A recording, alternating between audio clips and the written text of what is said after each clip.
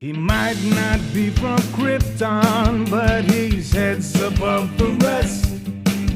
His knowledge can't be questioned, you can put it to the test. So if you want to hear the truth and have nowhere else to go, I'll give you the solution. Just tune into his show and just kneel before Zod. On the channel, it is the most earth-breaking, ground-shaking, but never media show, money-taking, the man, the myth, the legend, the most electrifying villain in YouTube entertainment today, General Zod. Welcome back. And if you guys notice, I grew out the hair long. I've got the beard, really embracing the Zod look. But seriously though, I'm here because I've had a lot of people asking me. They've been like, Zod, what do you feel about this Batwoman stuff? And I haven't weighed in on it because there's about 150 videos on this. But there is a thing within this that makes me upset. I unfortunately have watched this show to its completion, being a DC fan, and morbidly curious on how they were going to destroy the legacy of Batman.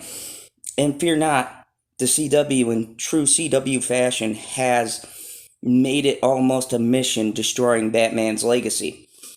If you guys remember the Crisis on Infinite's Earth crossover, the Stunning and Brave, Kate Kane, had come face to face with an old school Batman. If you guys don't know, Kevin Conroy, who voices Batman the Animated Series, played Batman. It didn't upset me to a point, but it kind of did, because in this moment, this could have been a meaningful arc that the creators threw away. She kills Batman. Of course, he's gone completely dark side. That part annoyed me, but okay, it's an alternate Earth. I could live with that. But the repercussions from the episode were glazed over in the season. It should have had an impact on what it means to be Batman or Batwoman, the overall ramifications. So the season final happened, and I gotta say, it was garbage tier material, but it did open some questions and also create some problems. And I'm going to read from Den of Geeks' sort of outline to give you guys an idea for what they're setting up. They did Hush. I think they did him okay. Not as well as they could have, but it was to set up Hush being a bigger villain in this new season, apparently. So the actor Warren Christian makes a brief, impactful appearance during the Batwoman season final as the face of Bruce Wayne on Hush's body. So basically, at the end, Hush takes the appearance of Bruce Wayne, which now brings a version of Bruce Wayne into this whole universe. And I understand that it's not the real Bruce Wayne. It's played because, if you guys know Hush from the comics, that's kind of his thing. He's a tactical villain. He's taken the role of other heroes, tricked them, and manipulated villains. Done right, Hush could be a very compelling character. In this universe, woefully wasted. So they say there will be a visualization who Bruce Wayne would be in the world of Batwoman. When she saw Warren Christian's name on the list from the casting department, she thought it was perfect.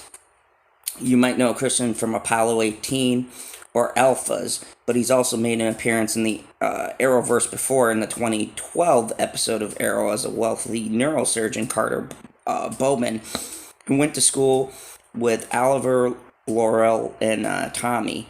In the episode, he donated CNRI, where Laura worked, to show a romantic interest in Laura, though she thought he was too much of an ass.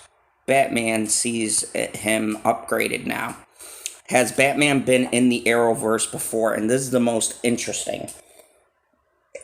This isn't Bruce Wayne's first appearance in the Arrowverse during the Crisis on Infinite Earths. Kate Kane and Kira Danvers went to Earth 99 to find the Paragons, met at hashtag Swole Luke, and an older, jaded, severely injured Bruce Wayne, played by the legendary Batman the Animated Series voice, Kevin Conroy. That Bruce lost his way as a hero after killing the Joker and a number of other villains, and possibly Superman, likely using kryptonite that Clark once entrusted to him. His body is broken from years of abuse and required high-tech exoskeleton to remain mobile. This is a possible future of Bruce Wayne and something of a cautionary tale of what happens when a hero loses all perspective, considering that Luke of our world recently confessed that to Kate, and this was in the final, that the real Bruce had dispatched the Joker in permanent fashion. So on this Earth, where this story takes place, where Batman is missing, apparently he killed the Joker of this Earth. This creates a big problem because already this destroys what Batman is supposed to entail of touching the line but never crossing it. This to me was worse than showing Batman in this universe because it implies that either A, he's dead, or B, he's just kind of disappeared because of what he's done, and now it's up to the stunning and brave Batwoman to set right what this Bruce has done wrong. And this is my problem with this show. I don't really mind the SJW politics because, in all actuality, you can't escape them these days. But this is my exact issue with all of these iterations and things that come onto the CW. They're making this agenda push and they're destroying the characters that have been established in order to prop up these cardboard, hollowed characters. Look, Ruby Rose, I have no problem with. But she proved in Batman, or Batwoman, that she can't hold a show on her own because she is devoid of charisma whatsoever. And this new Batwoman seems to, from the trailers I've seen, have more charisma, which is a step up. The problem is they're still doubling down on the narrative that they want to push for the show. And by using this as an arc, they're really doubling down on trying to destroy one legacy to prop up another, which one shows a lack of creativity, and two is not how you construct the character. Now, I've seen the first episode of Batwoman, and there's this big hoopla about what happened to Kate and all this stuff. And I couldn't care about the torch being passed because Batwoman in general, when you look at that first season, is a terrible hero. An even worse person. So it's like one terrible person passing the torch onto someone who I'm guessing through the show will reveal to be just as narcissistic and self-centered as the first one. And this is where the show fails. It misses the core themes of what Batman is. Does Batman walk that line between being a good guy and a bad guy? Yes. Does he do things more questionable, which is why he's always arguing with Superman? Yes. Is he willing to do what it takes to get the job done? Yes.